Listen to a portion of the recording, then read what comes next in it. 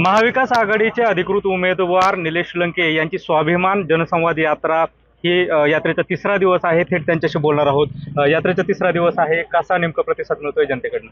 अतिशय चांगल्या पद्धतीचा सहभाग लोकांचा पाहायला मिळतो.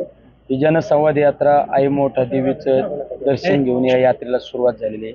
या यात्रेचा तिसरा दिवस इतका लोकांचा सहभाग पाहायला मिळतो. 2-2, 3-3 तास ही यात्रा प्रत्येक गावात जाण्यात उशीर होतो, तरी लोक जास्त संख्येने उपस्थित असतात.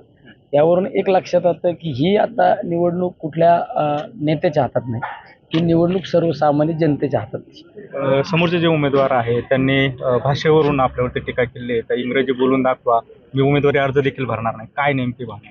समोरचे उमेदवार हे एकदम सक्षम कुटुंबात जन्माला आलेले उमेदवार आहे. त्यांच्या आजोबांनी पहिला राज्यातला सहकारी साखर कारखाना काढला. पब्लिक स्कूल असो, हे सगळे मोठमोठाले कॉलेजेस, मोठमोठाले मेडिकल कॉलेज त्या कुटुंबात आहे. त्या कुटुंबातून जन्म घेतलेला उमेदवार आहे. त्यामुळं त्या उमेदवाराला आपल्यासारख्या माणसाची, गरिबाची टिंगल करणे हा साहजिक त्यांच्यातला ज्या प्रतिष्ठे, ज्या पैशाची जे मस्ती तेच बोलून दाखवते. नाही, टिंगल आहे, गरिबांची टिंगल आहे. एका बाजूने सांगायचं का जे सक्षम आहे त्यांनी तर राजकारण करायचं, दुसऱ्या बाजूने सांगायचं का निलेश लंकेला इंग्लिश बोलता येत नाही. मी एका शेतकऱ्याच्या कुटुंबात जन्माला आलो, त्याच्यामुळं मी इंग्लिश मिडियम शाळेत शिक्षण घेऊ शकत नव्हतो. मी मराठी मिडियम शाळेत शिक्षण घेतलं, जिल्हा परिषदेच्या शाळेत शिक्षण घेतलं. त्यामुळं फक्त पुढल्या उमेदवाराची टिंगल करायची एवढंच आहे.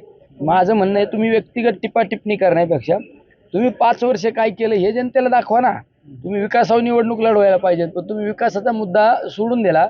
आज तुम्ही व्यक्तिगत टीका टिप्पणी करता. इंग्लिश बोलणं किती महत्त्वाचं आहे यापेक्षा तुमचे संसदेत किती प्रश्न प्रभावीपणे मांडू शकतो, सर्वसामान्य लोकांना किती न्याय देऊ शकतो, ही भूमिका महत्त्वाची आहे यामागे. आपण राजकारणामध्ये ज्यांना मार्गदर्शक म्हणत होता ते राम शिंदे आणि त्यांची काल बैठक झाली, एक संयुक्त, आणि पत्रकार परिषद देखील झाली. काय एकंदरीत त्या संदर्भात भावना? शेवट व्यक्तिगत संबंध वेगळे असतात आणि राजकारण पक्ष पार्ट्या वेगळ्या असतात. व्यक्तिगत जीवनात, व्यक्तिगत दुःखामध्ये राम शिंदे साहेबांचे माझे संबंध आजही चांगले, उद्या पण चांगले असणार आहे. पण पक्ष पार्टी वर नुसार विचार केला तर ते एका वेगळ्या पक्षाच्या विचारसरणीचे. मी महाविकास आघाडीचा एक उमेदवार म्हणून मी काम करतो. त्यामुळं राजकारणात आमचे वेगवेगळे मतप्रवाह असू शकतात. त्यांची आणि तुमची जी जवळीक होती त्याच्यामुळे कुठेतरी रोहित पवार हे नाराज होते अशी चर्चा आहे. पत्रकार परिषदेमध्ये रोहित पवार नव्हते किंवा प्रचाराच्या नारळाच्या दिवशी देखील उशीर आले. रोहित पवार हे नाराज आहे का नाही, हे जनतेमध्ये कुणीतरी विष पेरण्याचं काम केलं जातं. हे रोहित पवार आहेत, ते आदरणीय पवार साहेबांचे नातू आहेत. ते महाविकास आघाडीमध्ये जो प्रमुख पक्ष म्हणून ज्या पक्षाकडे पाहिलं जातं, राष्ट्रवादी काँग्रेस पक्ष, आदरणीय शरदचंद्र पवार गट, त्या पक्षाचे नेतृत्व करणाऱ्या त्या कुटुंबातले ते. आणि ते आज त्यांच्यावर जबाबदारी निश्चित नगर दक्षिणची नाही. ते एक युवा नेता असल्यामुळे त्यांना राज्यभर फिरणं अपेक्षित आहे. तरी पण त्यांनी कर्जत जामखेडचा दौऱ्याविषयी स्वतः मिटिंग घेऊन नियोजन केलं.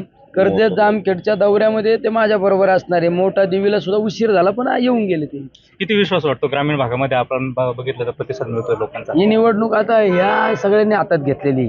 लहान लहान मुलांनी सुद्धा निवडणूक हातात घेतली. साहेब, हे बघा ना, किती इथे एक माणूस दिसतो की नाही, आता हे सर्वसामान्य लोक दिसतात बिचारी.